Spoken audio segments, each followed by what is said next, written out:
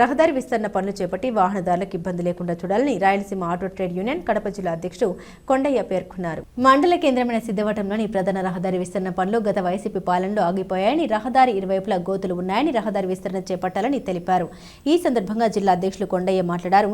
Siddipet police line వద్ద నుండి దిగుపేట petrol bunk వరకు రహదారి విస్తరణ చేపట్టాలని, రహదారిన విజయవాడ, నెల్లూరు, బద్వేల్, ఉదయగిరి, కావలి తదితర పట్టణాలకు అతి తక్కువ కిలోమీటర్ల వ్యవధిలో గమ్యం చేరుకోవచ్చని, ప్రధాన రహదారి ఎక్కువగా ఉండడంతో రాకపోకలకు ఇబ్బందికరంగా ఉందని, రహదారికి ఇరువైపులా ఉన్న గృహాలు తొలగించి విస్తరణ పనులు చేపట్టాలని ఆటో అసోసియేషన్ కార్మికులు తెలిపారు.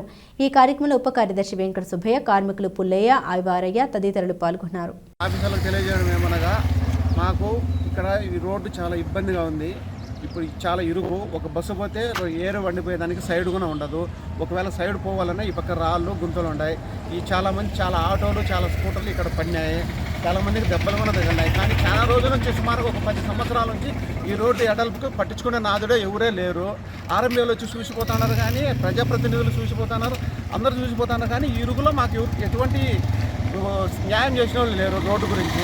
కాబట్టి ప్రజాప్రతినిధులు, ఆర్ఎంబీ ఆఫీసర్లు అందరికీ తెలియజేయడం ఏమనగా, ఈ ఇరుగు రోడ్డును మాకు కొంత శుభ్రంగా మట్టి తోలిచ్చి, కొంత కంకర తోలిచ్చి, కొంత నీట్గా చేసి ఇవ్వాలని కోరడమైనది.